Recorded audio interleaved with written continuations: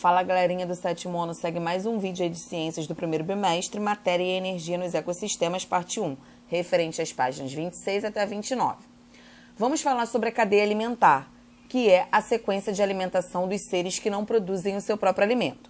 A cadeia alimentar é constituída pelo produtor, pelos consumidores, que podem chegar até a quarta ordem, e os decompositores.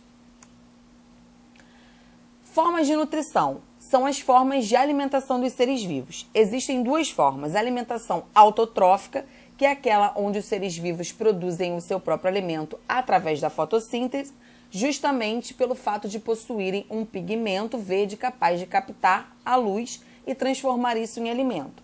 Exemplo, algas e vegetais. Já a nutrição heterotrófica é aquela que os seres vivos não produzem o seu próprio alimento, mas devem buscar na natureza, assim como a sequência de alimentação, que é a cadeia alimentar. É o exemplo de outros seres que não possuem a clorofila.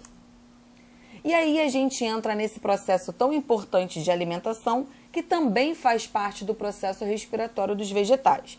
A fotossíntese é a transformação de luz em alimento para os vegetais e as algas, que possuem um pigmento verde chamado de clorofila, capaz de captar essa luz e transformar em alimento, que é a glicose. Além disso, para esse processo ser produzido, para ser contínuo, é necessário a presença do gás carbônico para ser transformado em oxigênio. Classificação da nutrição heterotrófica. Lembrando que os seres podem se alimentar um dos outros e o tipo de alimento é que vai determinar a classificação. Aqueles que se alimentam apenas de carne são chamados de carnívoros, que é o caso do leão.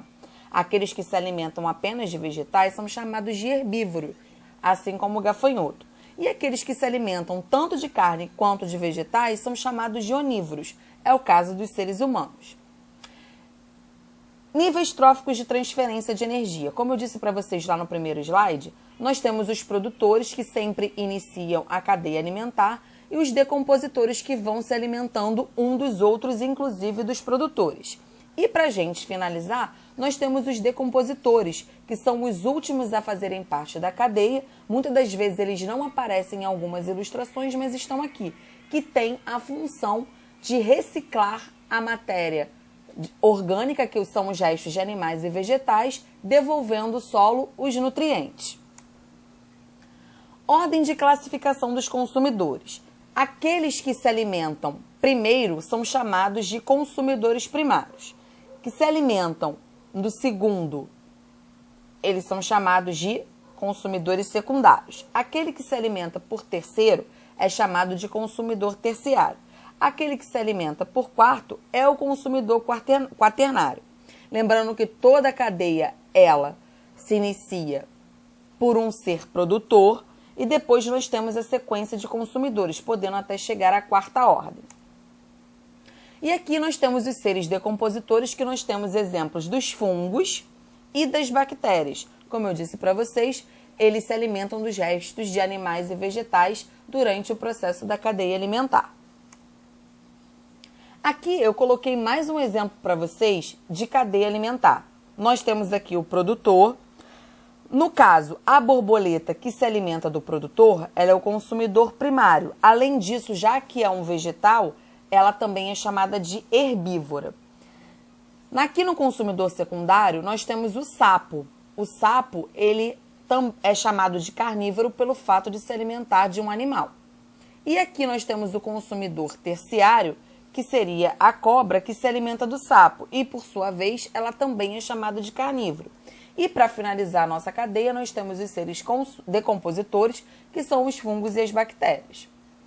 Aí, nós temos a chamada teia alimentar, que é o entrelaçamento ou conjunto de várias cadeias alimentares. Ou seja, nós aqui temos 3 cadeias alimentares.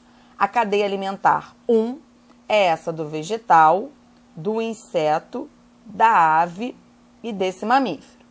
A cadeia 2 é desse vegetal, o coelho e esse mamífero.